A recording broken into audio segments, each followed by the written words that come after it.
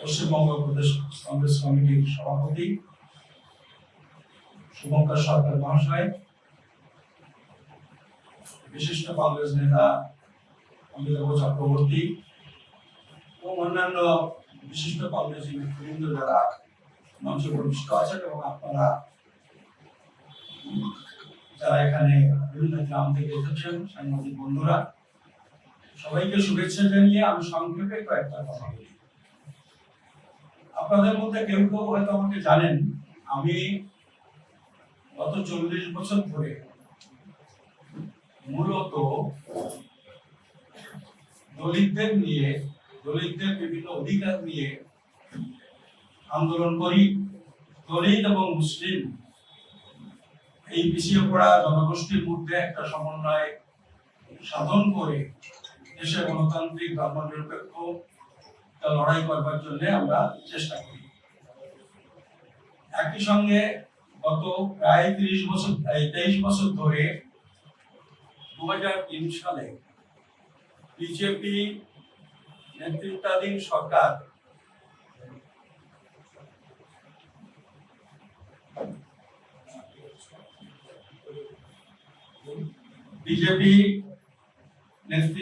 সরকার 2003 সালে নাগরিকত্ব আইন সংশোধন করে বিশেষ করে পূর্ববঙ্গ থেকে আসা সমস্ত মানুষকে অনুপ্রবেশকারী ঘোষণা করেছিল।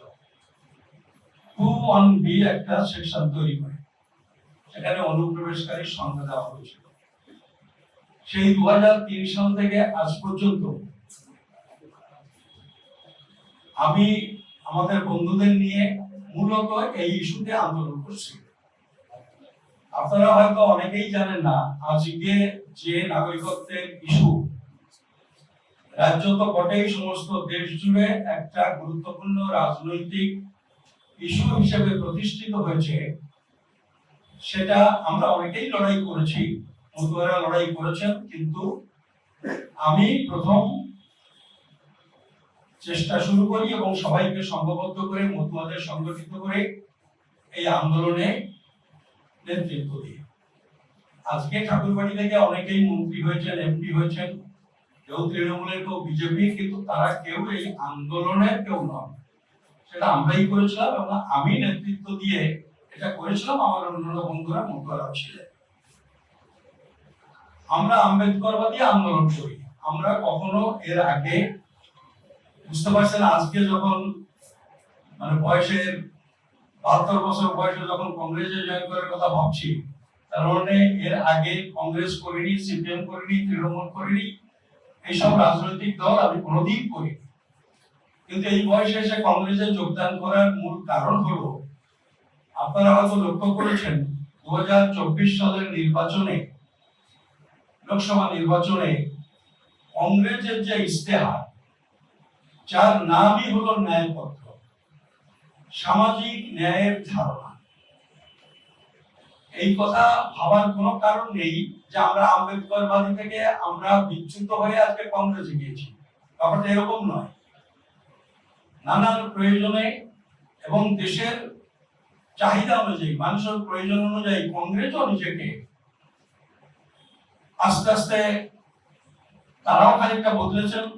আমরাও লক্ষ্য করেছি গোটা দেশের, বিশেষ করে রাহুল গান্ধীর নেতৃত্বে দলিত, পিছিয়েবর্গ, মুসলিম, তাদের বিশেষভাবে যত্ন নেওয়া, তাদের বিশেষভাবে তাদের উন্নয়নের জন্য উদ্যোগ গ্রহণ করা, এই বিষয়টার উপর বেশি বেশি যোগ দিয়েছে কংগ্রেস। বিশেষ করে ন্যায়পত্রটা যদি আপনারা দেখেন, আপনারা লক্ষ্য করবেন আজও ভারতের অন্য কোনো পলিটিক্যাল পার্টি এই কথা বলেনি যে এই দেশে চাকরি, শিক্ষা, বিভিন্ন ক্ষেত্রে 50% বেশি রিজার্ভেশন হবে না বলে একটা সীমারেখা আছে। একমাত্র কংগ্রেস তার ইশতেহারে বলেছে আমরা এই 50% সীমারেখা তুলে দেব। এটা কিন্তু অন্য কোন পলিটিক্যাল পার্টি আজও ঘোষণা করতে পারেনি। যে ভারতবর্ষের প্রাইভেট সেক্টর যেটা ক্রমেই বিকশিত হচ্ছে এবং রাষ্ট্রায়ত্ত এবং সরকারি সেক্টর ক্রমেই সংকুচিত হয়েছে, এরকম একটা পরিস্থিতিতে এই যে নিম্নবর্গের মানুষ, তাদের জন্য বলেছে সংরক্ষণ প্রাইভেট সেক্টরেও লাগু করা হবে। এইটা কংগ্রেস ছাড়া আজও কোন পলিটিক্যাল পার্টি এই কথা বলতে পারেনি। আপনারা দেখেছেন কংগ্রেস জাত গণনা করার জন্য এবং জাত গণনার যে ফলাফল সেই অনুযায়ী পিছিয়ে পড়া মানুষের উন্নয়নের স্বার্থে প্রয়োজনীয় ব্যবস্থা গ্রহণ করবার জন্য কংগ্রেস প্রতিশ্রুতিবদ্ধ। ফলে এরকম ভাবে যদি আপনারা একটার পর একটা দেখেন, আমি আলাদা করে আর বেশি এই বিষয়ে বলবো না, আপনারা একটু দেখে নেবেন না এই পত্রটা। আমরা যারা আম্বেদকরবাদী চিন্তা ভাবনার সাথে যুক্ত ছিলাম, তারা প্রাথমিকভাবে কংগ্রেসের এই ন্যায়পত্র দেখেই আমরা উৎসাহিত হয়েছি। যেটা আমাদের মনে হয়েছে ডক্টর আম্বেদকর যে লক্ষ্যে সারা জীবন লড়াই করেছেন, আজকে কংগ্রেস পার্টি সেইটাকে তাদের নিজস্ব কর্মসূচি হিসেবে গ্রহণ করছেন। তাছাড়া আমাদের উত্তরবঙ্গ থেকে অনেকে এসেছেন, আপনারা কংগ্রেসের ইস্তেহার দেখলে বুঝতে পারবেন সেই জায়গাতে কংগ্রেসের একটা কেন্দ্রীয় একটা পরিকল্পনা হলো বিভিন্ন জায়গায় অঞ্চলগতভাবে, ভাষাগতভাবে যে পিছিয়ে পড়া অঞ্চল, যে অসম বিকাশ, সেইটাকে একটা সমতার জায়গাতে উন্নয়নের ক্ষেত্রে নিয়ে আসার একটা পরিকল্পনা আছে। আপনারা জানেন উত্তরবঙ্গে বহুদিন ধরে বিভিন্ন পলিটিক্যাল পার্টি নানাভাবে খুব সংকীর্ণ পলিটিক্যাল পার্টির স্বার্থে, মানে রাজনীতির স্বার্থে বলছি না, দলীয় স্বার্থে সেইটাকে উস্কে দিয়ে নানাভাবে ভোট পাওয়ার চেষ্টা করে আসছে। কিন্তু কংগ্রেস তাদের এবারেরও যদি আপনারা 2000 এই বিগত বিধানসভা নির্বাচনেরও ইস্তেহার যদি দেখেন পশ্চিমবঙ্গের, সেখানে তাদের উন্নয়নের জন্য বিশেষ কিছু পরিকল্পনার কথা ঘোষণা করেছেন। আর এমনিতে আপনারা জানেন কংগ্রেস সাধারণভাবে এই যে মুসলিমদের জন্য আজকে ওবিসি ব্যাপারে এই বর্তমান সরকার এবং আগের সরকার যেভাবে একটা ষড়যন্ত্র করে তাদের রিজার্ভেশন থেকে বঞ্চিত করবার যে উদ্যোগ নিয়েছে, কংগ্রেস বিশেষ করে রাহুল গান্ধী এই প্রশ্নে যারা পিছিয়ে পড়া মানুষ, মুসলিমদের জন্য যারা পিছিয়ে পড়া, তাদের ওবিসি তালিকাভুক্ত করবার জন্য প্রতিশ্রুতিবদ্ধ। এই জায়গায় ওয়াকফ সম্পত্তি নিয়ে যে বিষয় চলছে সেটা নিয়েও কংগ্রেসের কেন্দ্রীয় নেতৃত্ব তারা মুসলমানদের ন্যায় দেওয়ার জন্য প্রতিশ্রুতিবদ্ধ। ফলে আমরা এই যে দলিত মুসলিম বহু বছর ধরে যে লড়াই করছি, প্রত্যেকটা মানুষ এই কারণে কংগ্রেসের প্রতি বিশেষভাবে আকৃষ্ট। এবং আমরা এই যে কংগ্রেসে যোগদান করলাম, আসলে কংগ্রেসে যোগদান করলাম বলতে পারেন প্রতীক হিসেবে। এই 3-4টে সমাজের মানুষ তারা বলছেন আমরা প্রতীক হিসেবে সুপ্রীতি বাবুকে আমরা দেখতে চাই যে কংগ্রেসে জয়েন করেছেন, এবং আমরা তার পেছনে পেছনে আমরাও কংগ্রেসে জয়েন করব। ফলে আজকে কিন্তু আমি এখানে জয়েন করতে এসেছি, এই যে বিষয়গুলো বললাম, এই বিষয়গুলো সম্পর্কে চিন্তা ভাবনা, চেতনা এবং আলাপ আলোচনার পরে আমরা এই সিদ্ধান্ত নিয়েছি। আমি বলতে পারেন তাদের একজন প্রতিনিধি হিসেবে আজকে এখানে জয়েন করলাম, এবং আমরা আশা করব আগামী দিনে আরো ব্যাপক সংখ্যক মানুষ যাতে কংগ্রেসের পতাকা তলে শামিল হয়, আমরা তার জন্য চেষ্টা করব। এবং আমি আশাবাদী কাজ করার সুযোগ যদি আমরা পাই, আমি আমার কথা বলছি, কাজ করার সুযোগ যদি পাই, আমরা কংগ্রেসকে পশ্চিমবঙ্গে সবার সাথে কংগ্রেসকে এখানে এস্টাবলিশ করবার জন্য একটা ভালো ভূমিকা অন্যান্যদের সাথে আমিও রাখতে সক্ষম হব, এইটা অন্তত আমি আপনাদের বলতে পারি। আরেকটা বিষয় আপনাকে একটু বলি, আপনারা জানি না দেখেছেন কিনা, চাইলে প্রদেশেও পাবেন, আমার ব্যাগের মধ্যেও আছে।